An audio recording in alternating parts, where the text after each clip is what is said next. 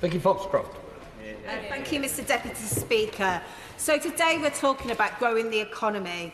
And I think a lot of our constituents stop listening when they hear that phrase, as it sounds like something far too removed from their daily lives, as their lives have been struggling with the cost of living crisis, sky-high housing costs and unsafe streets. We are all aware of the devastating impact of youth violence. And as a new MP in 2015, I lost several young constituents to knife crime in quick succession. Their deaths had a huge effect, not only on their friends and families, but also on the community as a whole.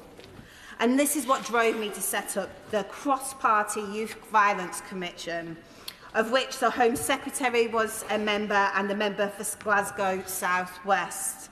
And I hope that members present here today will remember our work. From the very start, the Commission pushed for a public health approach to tackling youth violence. And this means drawing on knowledge from a wide range of policy areas to create a multidisciplinary approach.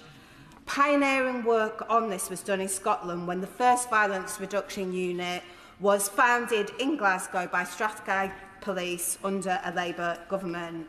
And its mission is to identify, understand and address the underlying causes of violence.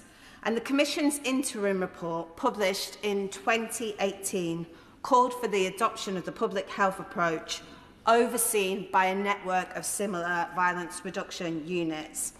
And the Right Honourable Member for Bromsgrove, who was Home Secretary at the time, endorsed this course of action, and other regional violence reduction units were established. 2 years later, in its March 2024 report, the Commission welcomed the Government's commitment to further support and resources for violence reduction units. And last Wednesday, the Chancellor announced funding, which is so important. £75 million over 3 years from 2025 to be precise. And his stated intention is that the money should be used to upscale existing violence reduction units and expand the violence reduction unit model across the country. And one of the Commission's core concerns has always been the long-term funding of violence reduction units. And so we all know that this can be difficult in politics, as governments of different colours come and go and priorities change. Violence reduction units cannot fully fulfil their potential to do all the things they want to do when they do not know how much more money they will be coming in beyond the next few years. And the Commission's view has always been that they need to have 10-year funding settlements. I also question and would appreciate further clarification on how the £75 million is going to be spent.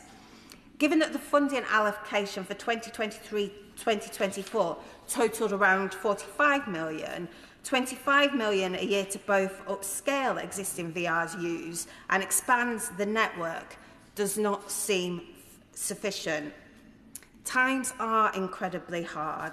We all know that. But we will grow our economy by ensuring that as many people as possible are economically active. And this must include our young people. We owe it to them to show that we are serious about investing in their futures. When preparing the 2020 report, the Commission took evidence from a huge range of people. The root causes of youth violence, and indeed the solutions, do not begin and end with the Home Office and the violence reduction units. If we want our young people to grow up and play an active role in the economy, we need to invest in them from the very start.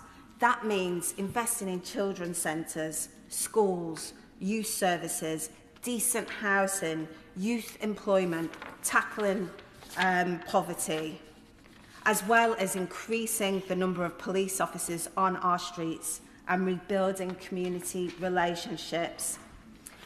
I'll end by stressing that as policymakers, we need to engage with young people.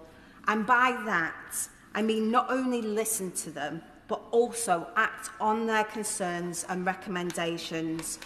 Only then can we truly understand their needs and work with them to ensure every single young person in this country has a bright future.